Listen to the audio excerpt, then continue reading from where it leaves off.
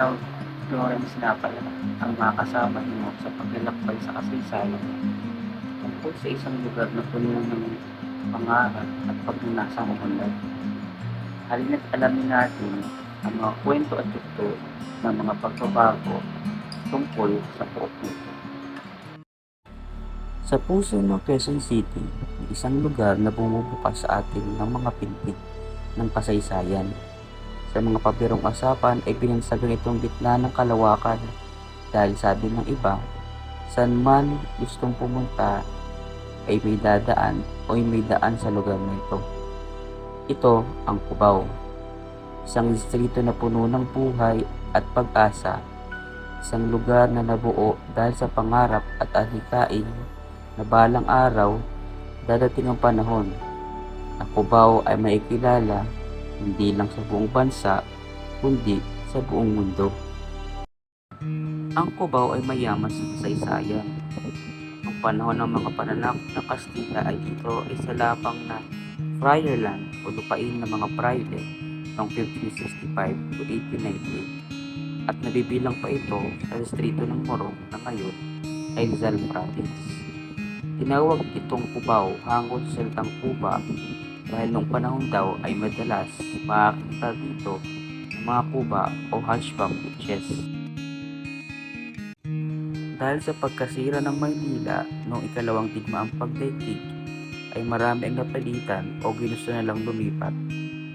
Marami rin sa mga lungsod ay puno na. Isa nga sa mga lumipat sa Cubao ay ang mga Araneta. Isang malawak na lupain ng Cubao at nakabilang 35 hectares si Jose Amado Araneta kasama ang pamangkin na si Judge Pedro Chanco Tuason.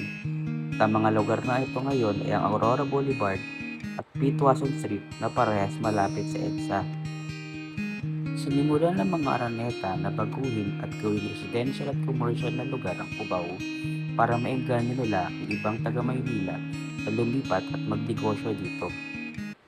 At isa nga sa mga nakapagpasimula ng lahat para maging totoo ang vision nilang ito ay ang pagtatayo ng Araneta Coliseum.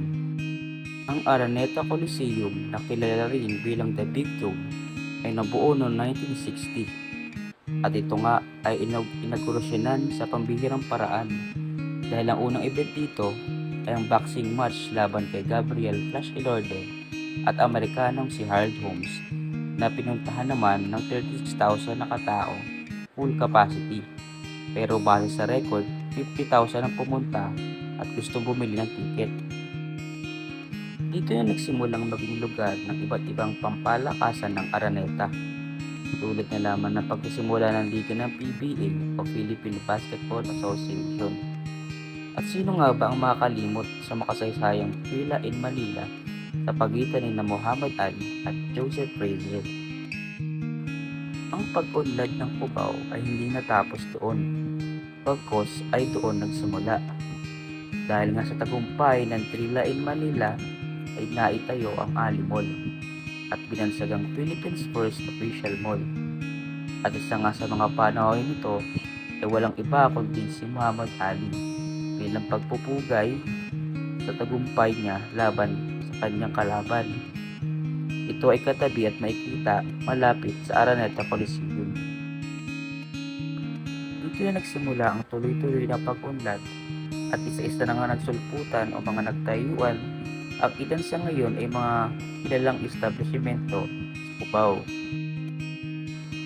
Ang COD o Christmas on Display ang nagpabago sa Pasko sa Cubao noong 1957 dahil nagpapalabas ito ng mga pampaskong palabas na luba naman talagang nakakaakit sa mga tao.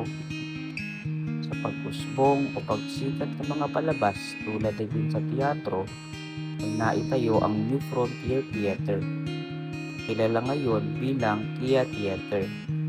Sinundan na nga na pagtatayo ng mga maraming sinehan at teatro sa Aurora Boulevard. Ilan dito ay ang Sampaguita at Diamond. Noong 1971 ay naitayo sa Cubao ang Fiesta Carnival. Alam ko madami sa atin ang minsan na nakapunta dito.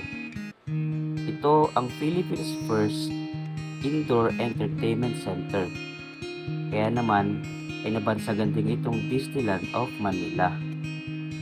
Dahil nga lang sa pagbabago ng panahon ay nagsara ito late 2000 at napalitan ng Shopwise. Pero noong 2022 ay muling nagtayo ang Araneta ng maliit na version nito at tinawag na Mini Fiesta Carnival. Ang isa pang kilalang lugar sa Cubao ay ang Cubao Expo, kung saan nagtatagpo ang sining at kultura. Dito makikita ang mga alternatibong tindahan, vintage shops at street art na nagbibigay buhay sa distritong ito. Ang Rustans na noon na isang luxury brand ay nagtayo din at lumipat din sa Cubao noong 1973. Kasunod nang naitayo ang magkatabing farmers market na kilalang pamilihan. Katabi din ito ang Farmers Plaza noong 1974. Noong 1982 ay naitayo din noon ang pinakamalaking branch ng National Bookstore sa Cubao. Sa Cubao, hindi lang makikita ang kasaysayan, kundi pati na rin ang mga tao na bumubuo ng kagagawang pambansang ito. Mula sa mga masiglang palengke hanggang sa mga modernong shopping malls, narito ang Cubao na puno ng pag-asa at oportunidad. Ang Cubao ay isang puok na nagpapatuloy sa pag-evolve at pag-usbong. Ito ay hindi lamang isang lugar, kundi isang kaharian na puno ng kwento, pagkakaisa at masalimuot na kasaysayan. Isa ang Cubao sa nagbigay ng kulay at buhay sa ating pang-araw-araw na paglalakbay.